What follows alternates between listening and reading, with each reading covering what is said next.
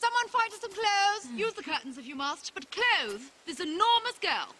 My name's Colleen Atwood, and I'm the costume designer for Alice in Wonderland.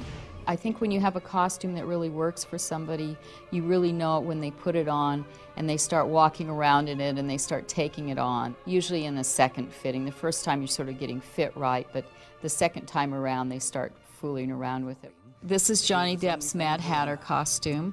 His coat was made by layering over 2 or 3 layers of really sheer silk over one other piece of silk, and then burning off the fabric in different areas to give it its age, but also to give it a sort of mood ring quality for lighting. He has a joke tie that he can pull up and down. For when he's happy, it rises up. When he's sad, it droops down.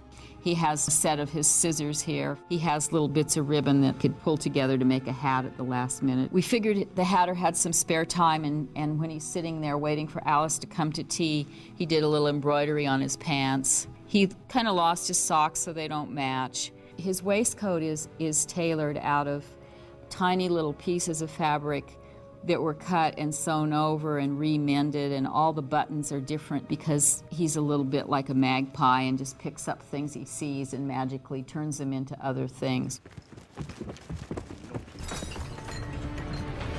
Alice, you're terribly late, you know.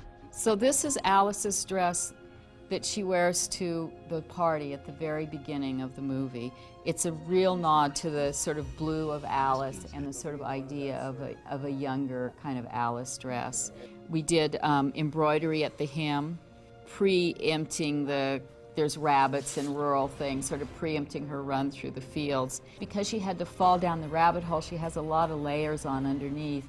So when she goes upside down in the movie, you get to see the blue, and you get to see the fun stripes, and you get to see the stockings and the bloomers and all those things. This is Alice's costume when Alice turns into this gigantic Alice. We made this dress in a couple different scales to play with for Alice, and then they made the curtains in a bigger, wider stripe to play with the scale of the curtains on a bigger person to smaller.